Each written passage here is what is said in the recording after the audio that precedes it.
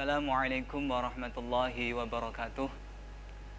Bismillahirrahmanirrahim. Alhamdulillahirabbil alamin. Wassalatu wassalamu ala asyrafil anbiya'i wal mursalin sayyidina wa habibina maulana Muhammadin la haula wala quwwata illa billahil aliyyil azim.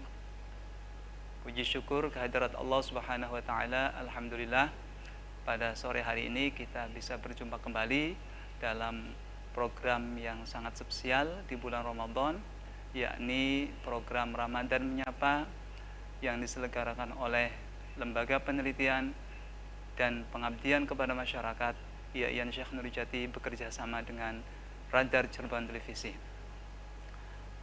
Pemirsa RCTV dimanapun Anda berada, pada sesi kali ini kita akan berbincang terkait dengan tema Ramadan dalam lintasan sejarah.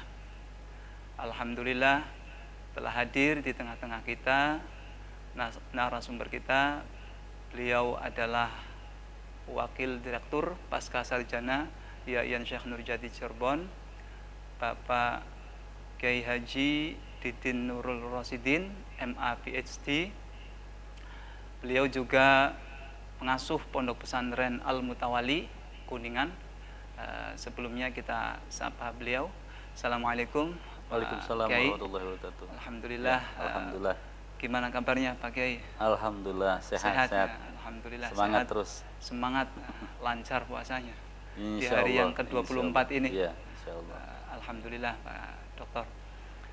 Pemirsa RCTV dimanapun Anda berada, pada kesempatan kali ini, pada sore hari ini, program Ramadan Menyapa akan mengambil tema yakni tentang Ramadan dalam lintasan sejarah.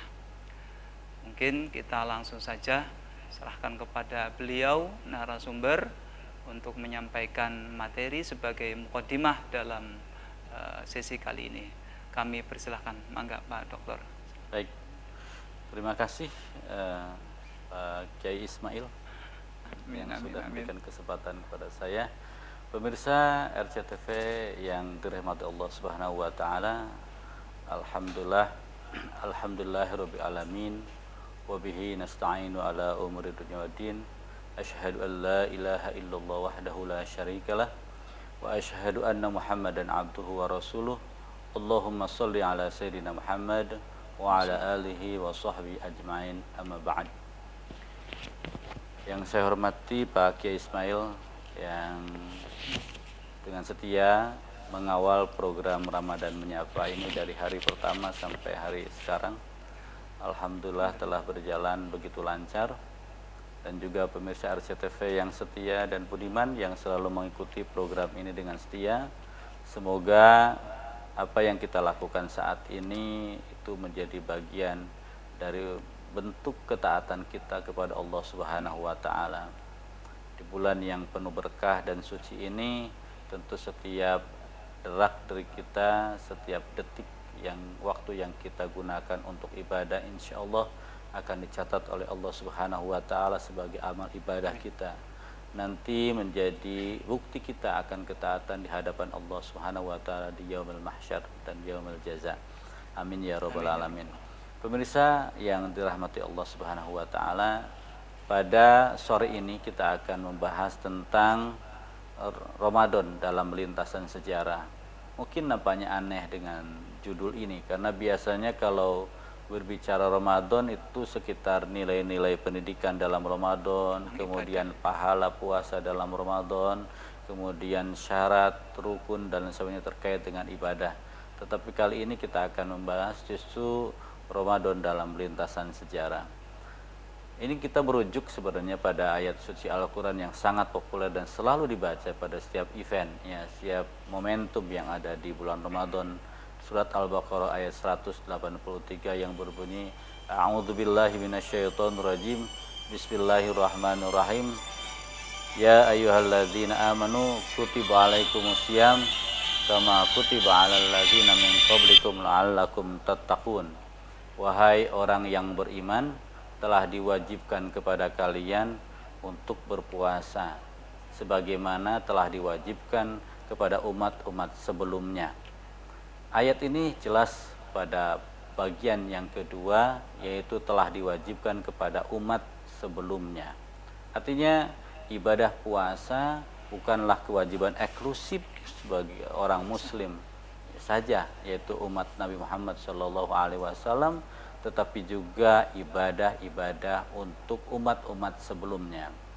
Dan dijelaskan bahwa ibadah ini hanya wajib kepada orang yang beriman. Artinya sebelum umat Nabi Muhammad, maka kewajiban puasa adalah kewajiban bagi mereka yang beriman kepada Allah Subhanahu wa taala.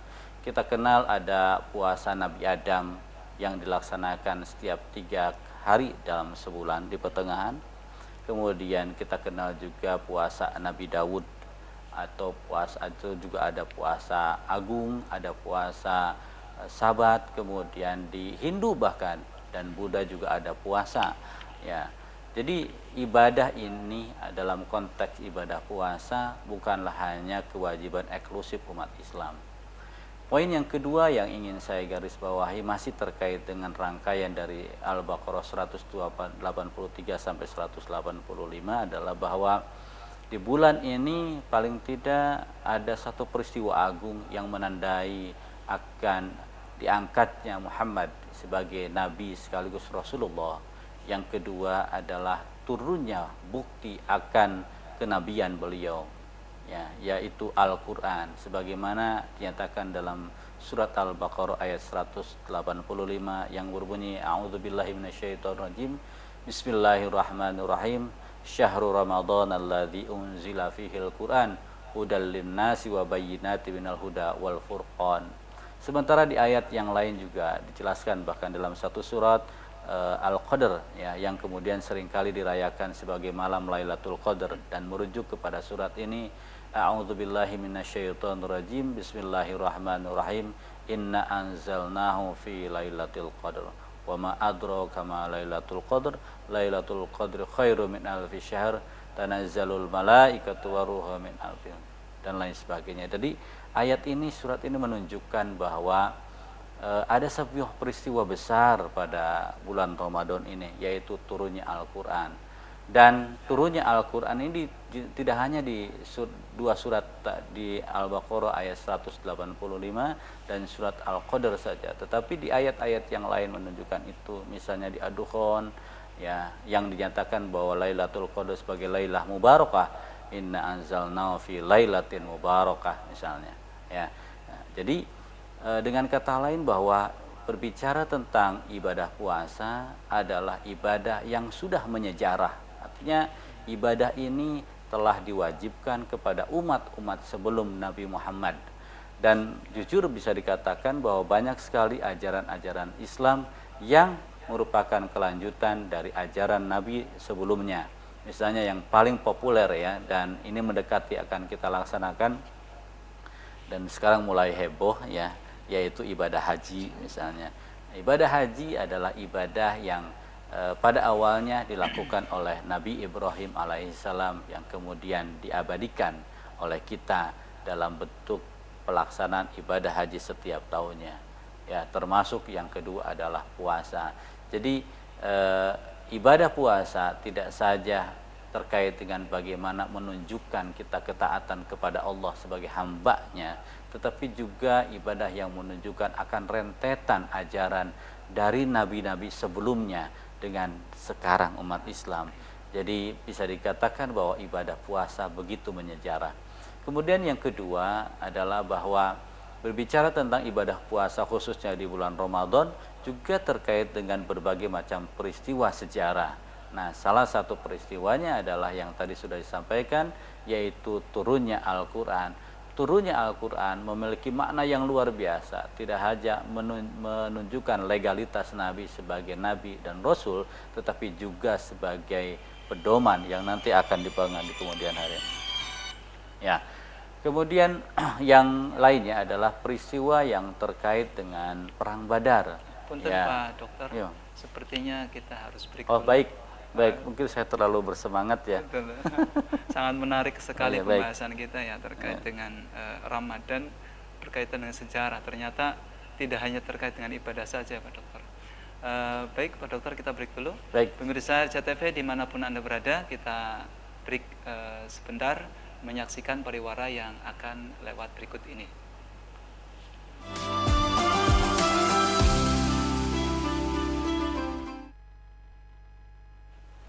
Pemirsa RCTV rahimakumullah, dimanapun Anda berada, kembali bersama kami dalam program Ramadan Menyapa yang diselenggarakan oleh LP2M IAIN Syekh Nurjati Cirebon bekerjasama dengan Radar Cirebon Televisi. Kita lanjutkan. Baik Pak Dokter, mungkin untuk lebih memantapkan lagi, tadi ada yang terpotong Pak Dokter. Ya, baik. Terkait baik. dengan tadi ada yang pertama bahwa ibadah puasa atau Ramadan itu ibadah yang sebetulnya menyejarah. Ya. Kemudian yang kedua, termasuk juga ada peristiwa-peristiwa bersejarah di dalam Ramadan itu. Baik. Nah, tadi yang terpotong peristiwa Badar, Pak Dokter. Ya, peristiwa Maka Perang dilanjutkan. Ya, baik. Baik, terima kasih ya. Sebagaimana tadi diulas ya, bahwa saya banyak mengulas tentang salah satu peristiwa besar dalam Ramadan, yaitu turunnya Al-Quran, dan itu sudah jelas dinyatakan dalam berbagai ayat di dalam Al-Quran seperti yang saya sampaikan tadi. Nah, yang kedua adalah peristiwa yang juga sangat simbolik ya, yaitu peristiwa Perang Badar. Ini adalah perang terbesar pertama ya, yang dialami umat Islam, di mana umat Islam dengan jumlah pasukan yang relatif kecil menghadapi jumlah yang sangat besar dari kaum Quraisy ya, di mana Allah takdirkan kaum muslim menang, dan itu diabadikan dalam surat Al-Anfal ayat 41, dan itu dikaitkan ya dengan turunnya Al-Quran yang berbunyi wa ma anzalna ala abdina yaumal furqan yaumal taqal jam'an, ya kan itu. Dan kami turunkan ala abdina, kepada hamba kami, kan itu. Kapan? Yaumal furqan, hari pembeda di situ. Artinya pembeda antara hak dengan batil. Pada saat yang sama pembeda antara yang menang dan yang kalah, pembeda antara kaum mukmin dengan kaum musyrik, ya kan. Yaitu yaumal taqal jam'an, ketika bertemunya dua pasukan besar dalam sebuah peperangan.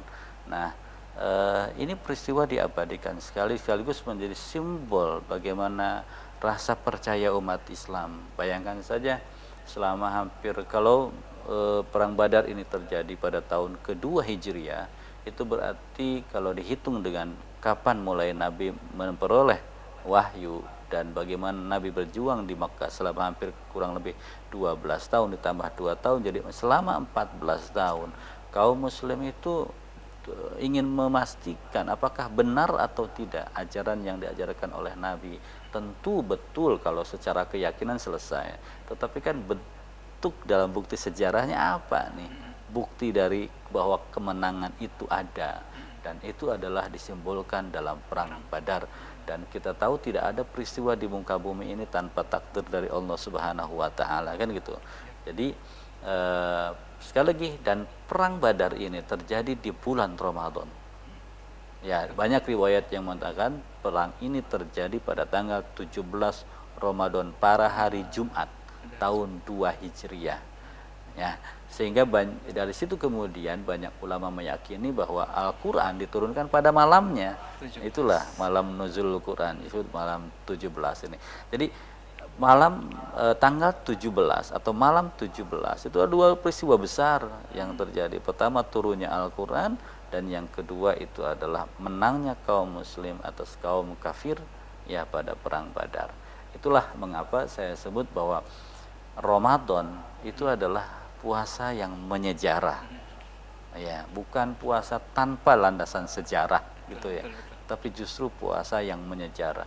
Jadi ibadah puasa pada bulan Ramadan tidak saja kita beribadah dengan menahan diri al-imsak anil akli wal syurbi saja, ya kan, tetapi lebih dari itu, bahwa ada peristiwa-peristiwa agung pada masa Rasulullah di bulan Ramadan yang suci ini. Itu mungkin ya. Terima kasih Pak Dokter, Pak Kiai. Jadi betul sekali bahwa apa yang tadi disampaikan Pak Dokter, ternyata ibadah puasa ataupun Ramadan itu bagi umat Islam itu betul-betul sangat momen-momen yang betul mempunyai sejarah. Betul. Sehingga betul. mungkin tiap tahun kita peringati diantaranya Ya, itu tadi betul, yang betul, nuzul Quran dan betul. sebagainya. Nah, ini Pak Dokter terkait dengan makna, ada hikmah ataupun makna yang sebetulnya bisa kita ambil petik dari peristiwa besar yang terjadi tersebut. Misal tadi peristiwa Perang Badar, di mana itu adalah perang terbesar umat Islam pertama dan diberikan kemenangan oleh Allah Subhanahu wa taala dengan pasukan yang jauh dari sisi jumlah ataupun kuantitas, tapi Allah berikan kemenangan. Sebetulnya makna atau hikmah ataupun yang kita bisa petik dari peristiwa dan terkait dengan Ramadan ini seperti apa, Dokter? Ya, banyak sekali kalau kita ambil hikmah ya, ambil hikmah dari peristiwa Perang Badar ini ya, dikaitkan dengan puasa ya. Pertama, umat Islam jelas tidak boleh give up ya dengan segala situasi. Give up artinya menyerah ya. Menyerah. Orang seringkali kalau puasa maka punya legitimasi untuk malas-malasan, punya legitimasi untuk santai-santaian, punya legitimasi untuk banyak alasan lah yang menunjukkan bahwa ada penurunan kinerja dari masa normal ke masa puasa. Dan kalau kita bicara tentang itu tentu kita malu ya, bahwa Rasulullah itu tidak hanya berpuasa atau tidak hanya tidak masuk, tapi juga berperang gitu loh, berperang. Jadi karena gini, belajar sejarah itu tidak hanya kita menghafal peristiwa, misalnya terjadi pada hari Jumat tanggal 17 Ramadan tahun 2 Hijrah, pasukan Quraisy sekitar 1000 orang, pasukan Islam sekitar 300 orang dengan jumlah unta sekian, dengan jumlah kuda sekian, jumlah sekian. Oke, tapi itu kan masa lalu. Masa lalu ya. Gak mungkin sekarang kita dalam perang sekarang menemukan unta, menemukan pedang golok ataupun pedang, ya kan? Gak mungkin menemukan itu. Maka yang dihafal kepada anak-anak kita tidak hanya berbicara tentang rangkaian peristiwa secara kronologis, tetapi lebih penting adalah bagaimana memaknai peristiwa-peristiwa sejarah itu dan dihubungkan dengan realitas kita saat ini. Perang saat ini sebenarnya jauh lebih dahsyat. Karena ini terkait dengan perang di dunia maya, di mana kita kadang-kadang war ya, perang dengan kata-kata yang kasar, ya kan? Apakah perang ini memiliki makna? Kalau Rasulullah terjadi perang Badar, ada maknanya luar biasa. Lantas perang sekarang apa? Gitu loh. Ya, jadi anak-anak juga dilatih bahwa perang, dan ketika kan ketika Nabi pulang dari perang Badar, kemudian Nabi bersabda kan, jadi kita hanya baru asghar dari min jihadil asghar ila jihadil akbar. Kita baru roja'na min jihadil asghar, dari perang kecil menuju perang besar. Nah, ini kalau itu kita rangkaikan dengan bagaimana kita memahami sejarah, kita bayangkan bahwa umat Islam dengan jumlah sedikit, umat Islam adalah pelaku awal dalam konteks sejarah saat itu di Jazirah Arab, di mana orang tidak tahu siapa mereka itu, bagaimana kaum Muslim, siapa Muhammad, nggak ada yang tahu dan tidak pernah dipandang. Tetapi dengan kemenangan itu kemudian membuncah nama Muhammad menjadi luar biasa dikenal, ya kan, dan kemudian bersebarlah nama beliau. Nah, itu kemudian mengajarkan kepada kita bahwa ketika kita berjuang dalam segala aspek kehidupan, sesungguhnya perjuangan itu pada dasarnya adalah bukan tujuannya meraih kemenangan ansih, tetapi lebih dari itu adalah memanifestasikan diri kita sebagai hamba Allah, memanifestasikan bahwa perangkatnya kalau dulu adalah perang secara fisik, ya kan, tetapi kemudian dalam dewasa ini kan banyak sekali tantangan yang sedang kita hadapi dan akan kita hadapi. Saya termasuk kelahiran 70-an kan, 70-an, melihat realitas sekarang luar biasa. Kita bisa membayangkan anak-anak kita betapa beratnya mereka menghadapi tantangan itu saat ini. Ya, tapi ketika kita belajar ke masa lalu, ingat Nabi Muhammad melakukan peperangan bukan dalam kondisi segar bugar sebagaimana kita saat ini. Ingat juga yang dihadapi adalah ketidakpastian juga, karena yang dihadapi adalah 1.000 orang dan kita tidak pernah tahu apakah, kan orang-orang itu nggak tahu akan menang dan tidak, yang tahu mungkin hanya Allah kan. Tetapi dalam kondisi ketidakpastian, semangat itu yang mendobrak. Maka seringkali para pelatih sepak bola, kita tidak berbicara hanya taktik, kita tidak, karena 11 lawan 11 Sama. ya kan, tetapi yang berbicara adalah semangat, itu yang membuat perbedaan. Terima kasih Pak Dokter. Kita sama-sama break dulu. Mangga. Pemirsa RCTV rahimakumullah, kita break sebentar menyaksikan pariwara berikut ini. Silakan.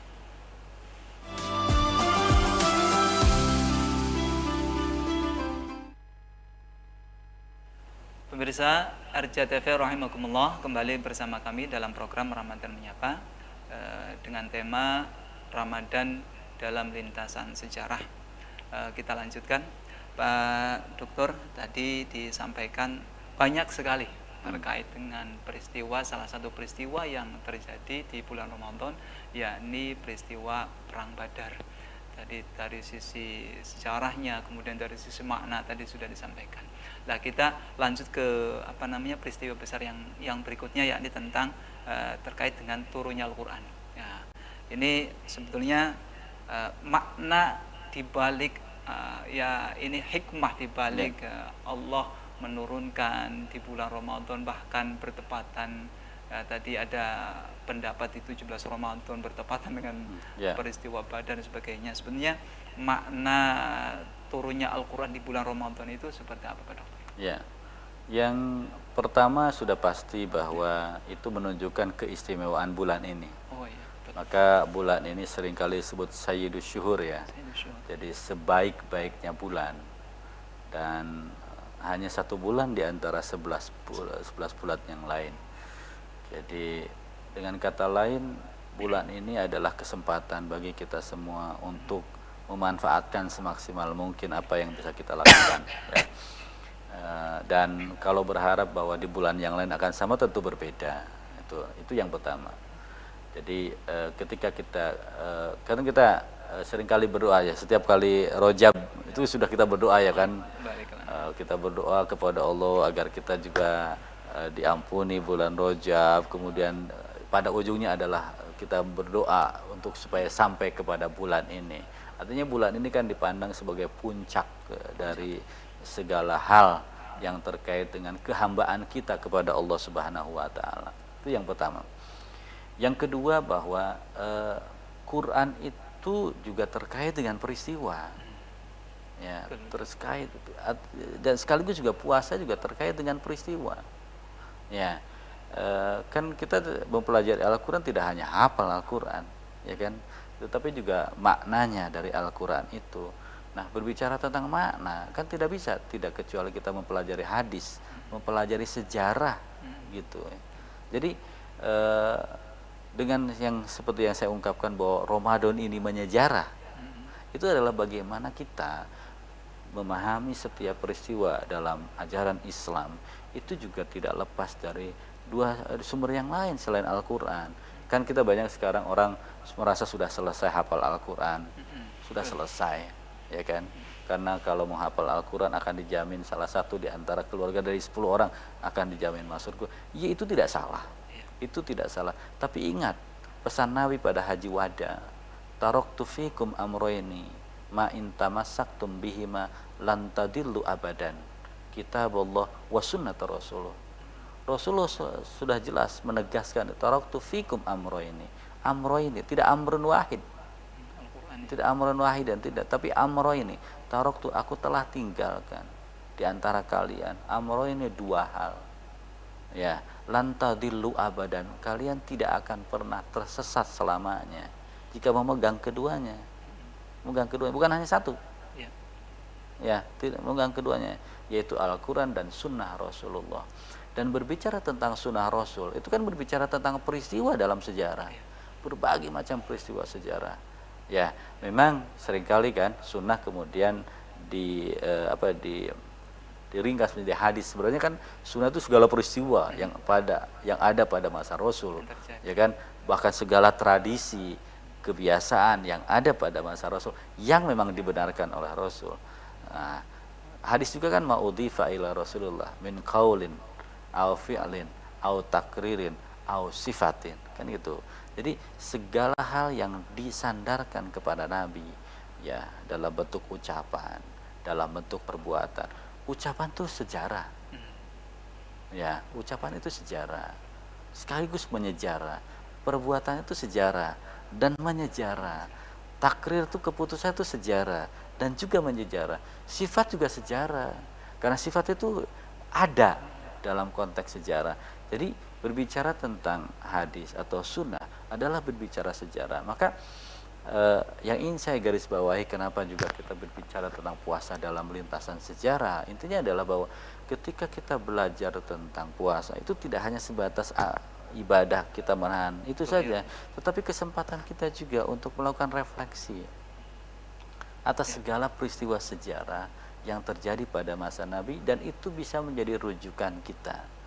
Jangan sampai Quran hafal 30 juz tapi tidak ada hadis yang kita hafal, ya, atau tidak tahu tentang sejarah Nabi. Kan ironis, ya kan? Itu tidak salah bahwa kita hafal Al-Quran, wajib kita hafal Al-Quran, walau ayah, walau surah, kan gitu.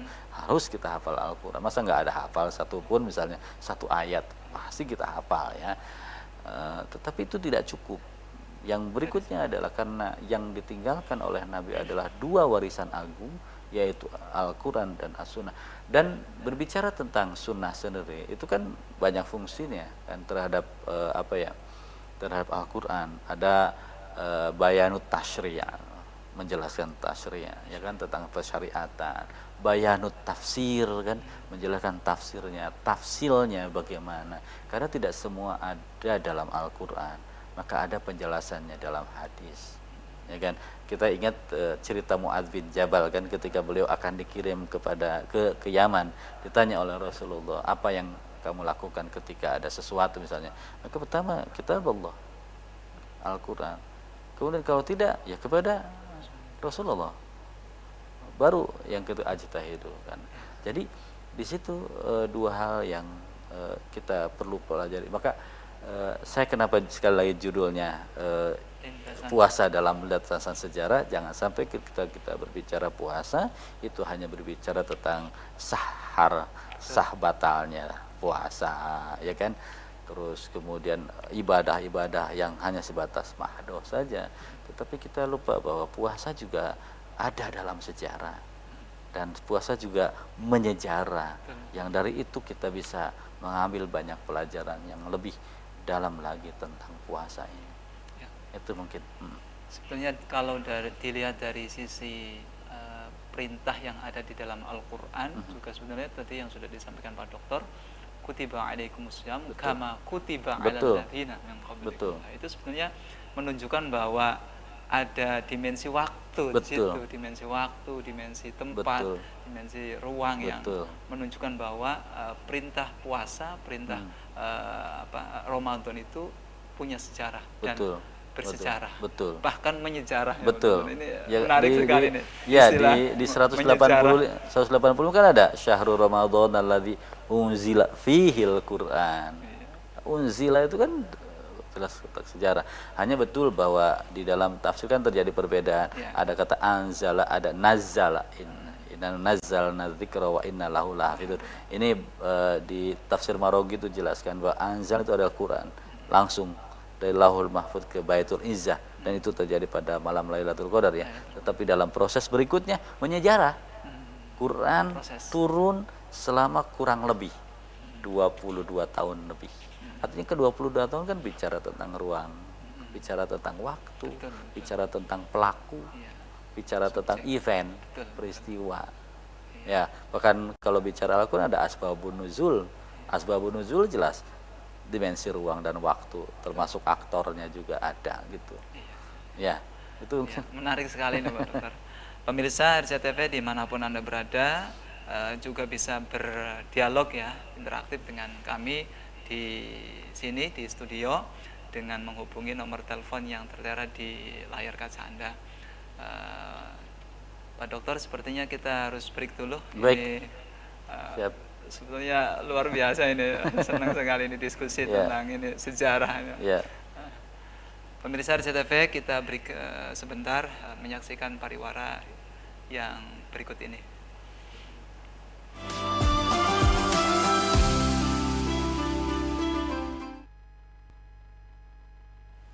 Pemirsa RCTV dimanapun Anda berada, kembali bersama kami dalam program Ramadan Menyapa yang pada sore hari ini, pada sesi kali ini tema kita adalah tentang Ramadan dalam lintasan sejarah. Tadi banyak disampaikan oleh Pak Dokter, pemateri atau narasumber, bahwa Ramadan ini sebuah momen yang tidak lepas dari sejarah. Bahkan kemudian beliau mengistilahkan dengan ibadah atau Ramadan ini bersejarah dan menyejarah. Ini istilah yang sangat menarik sekali, pemirsa dimanapun Anda berada. Baik Pak Dokter, terkait dengan tadi sejarah ini, berbicara tentang sejarah ya.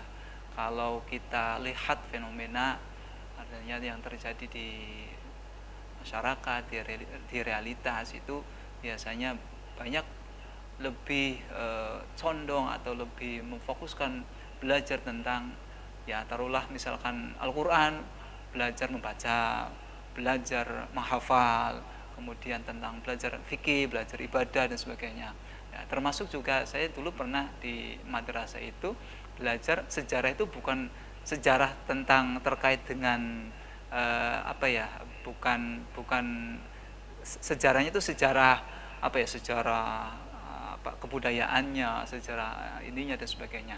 Tapi jarang sekali yang menyentuh terkait dengan sejarah ibadah dari sisi sejarah. Nah, sebetulnya pentingnya mempelajari sejarah, apalagi yang terkait dengan ibadah-ibadah, dan lebih fokus lagi, lebih khusus lagi dengan yang ada di dalam bulan Ramadan itu seperti apa? Ya, baik. Saya ingin mengutip beberapa laporan ya dari media massa itu, ya, dan juga hasil penelitiannya. Ketika ada survei dilakukan ke masyarakat, ya, termasuk kaum pelajar, materi apa sih yang paling menjemukkan? Ternyata itu salah satunya nomor peringkat 1-2 itu sejarah. Adalah sejarah. Ya, sejarah itu. Padahal ketika saya dulu sempat ke Amerika ya,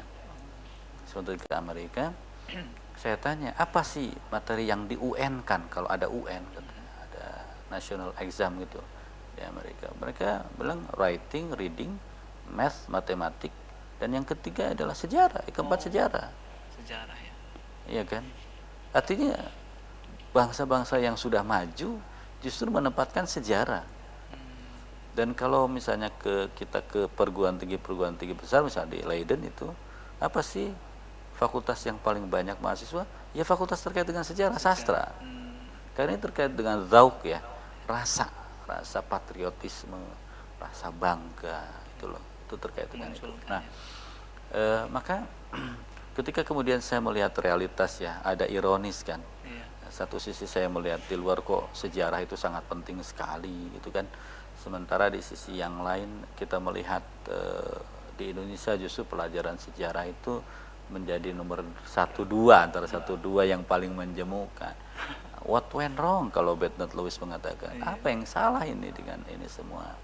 Ternyata memang salahnya di bagaimana sejarah diformulasikan. Ya, sejarah diformulasikan. Sejarah ini seringkali diformulasikan sebagai daftar peristiwa seperti kalender. Tanggal 1 kejadian ini, tanggal 2 kejadiannya, tanggal 3 kejadian, udah selesai.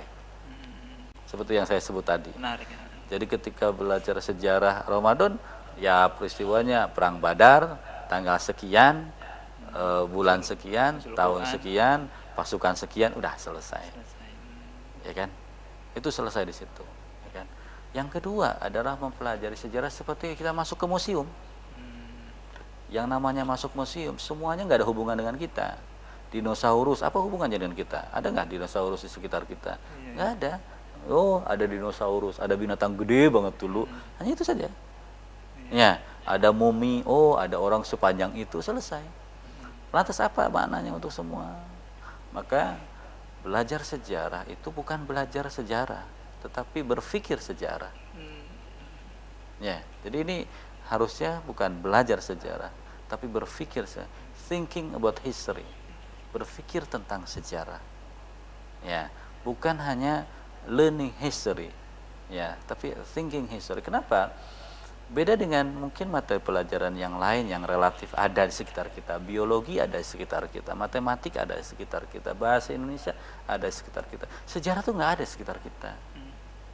Maka bukan belajar sejarah sebagaimana belajar matematik, tetapi belajar adalah tentang berpikir tentang sejarah. Kalau namanya berpikir itu mencari makna. Mencari makna, apa makna semua peristiwa itu buat kita? Apa makna peristiwa Perang Badar yang terjadi pada saat bulan Ramadan? Apa makna turunnya Al-Quran pada bulan Ramadan? Apa turunnya Al-Quran maknanya bagi kenabian Nabi? Ya kan?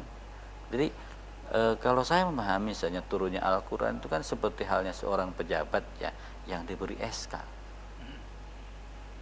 Yang diberi SK, maka saat itu dia punya kewenangan untuk melakukan apapun sesuai dengan perintahnya, perintah yang ada di SK itu. Jadi SK itu menjadi guidance. Jangan sampai SK itu disimpan, dihilang, nggak ada guidance-nya lagi, maka perilaku menjadi tidak sesuai dengan SK. Nabi mencontohkan itu, betapa Nabi itu dipandu betul oleh Al-Quran. Dari mulai Nabi menerima wahyu sampai Nabi nanti wafat berada dalam Quran itu, dalam SK itu. Jadi kalau kita menjabat misalnya, ini contoh ya, contoh bagaimana kita refleksi ya. Contoh, ketika kita dapat SK, maka kita hidup dengan SK itu sampai kita selesai jabatan itu. Lah jangan sampai SK mengatakan A, perilaku kita mengatakan B, berarti kita tidak dipandu oleh SK itu. Buat apa SK dikeluarkan? Bukan hanya mengangkat kita sebagai pejabat tertentu, tetapi ada di situ ada konsideran-konsideran yang mengatakan Anda harus apa, harus apa. Kan begitu. Nah, ini juga Al-Quran. Al-Quran itu adalah sebuah, kalau dalam bahasa kita adalah bagaimana Rasul itu diangkat, Nabi Muhammad diangkat sebagai Nabi dan Rasul, dan Allah berikan paket. Ini loh cara yang bagus. Nah, itu kemudian dijalani, dan dijalankan itu tidak dalam ruang yang hampa, tidak ada keramaian. Ya, ketika Nabi misalnya, ketika Nabi menerima wahyu kan gemetar tuh beliau. Tidak yakin apa yang akan terjadi, apa yang barusan terjadi. Apa gemetar itu? Oh, nggak mungkin, Rasul kan manusia suci. Enggak, secara psikologis seseorang ketika mendapatkan sebuah beban berat, dia akan menghadapi persoalan. Di situ kemudian Allah turunkan ayat-ayat berikutnya untuk meyakinkan. Ya kan? Nah, dan ada banyak peristiwa juga di mana Rasul dikritikkan misalnya, gitu. Ketika Nabi berpaling dari orang buta, memaktumkan turun abasa wa tawalla anja'ahul a'ma, kan gitu. Ini guidance yang luar biasa. Ketika Nabi marah luar biasa melihat soulmate-nya, sahabat Hamzah dikoyak habis-habisan, Rasulullah menyatakan, saya akan balas dengan balasan yang paling mengerikan yang belum pernah dalam sejarah. Turun ayat Quran, ampunilah mereka. Nah, begitu.